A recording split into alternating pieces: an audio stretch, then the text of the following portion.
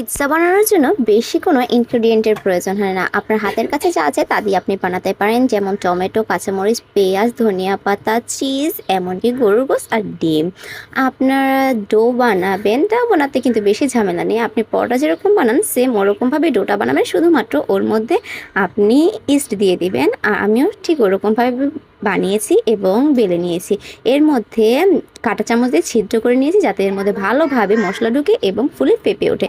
এরপর সস দিয়ে নিলাম, ভালোভাবে মেখে নেব। এরপরে মুরগির গোস্তগুলোকে সুন্দরভাবে সাজিয়ে নেব। এরপরে আমরা ডিম আছে, ওই ডিমগুলোকে দেব। আপনারা নিজেদের স্বাদ মতো সব কিছু দেবেন, যদি বেশি দিতে চান তো বেশি দিতে পারেন। আমি চিজটা পছন্দ করি বেশি, তাই চিজটা একটু বেশিই দেব। তারপরে টমেটো দিয়ে নিয়েছি, তারপরে কাঁচামরিচ, পেঁয়াজ আর ধনিয়া পাতা দিয়ে দেব।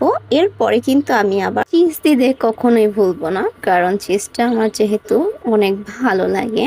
তাই আপনারা কিন্তু নিজের স্বাদ মতো সব কিছু দিয়ে নেবেন। এই দেখুন খুব সুন্দর হয়েছে। তারপরে এটা কিন্তু বানাতে আমি কোনো ওভেন বা কোনো ইলেকট্রিক কিছু ব্যবহার করিনি। আমি চুলার মধ্যে খুব সুন্দরভাবে দিয়ে দিয়েছি এবং ফুলে ফেপে উঠেছে। দেখতে কিন্তু রেস্টুরেন্ট বা অন্য যে ফাস্টফুডের মধ্যে আমরা খাই তার থেকে বেশি ভালো হয়েছে এবং অনেক লোভনীয় হয়েছে। এটা কিন্তু আনহাইজেনিক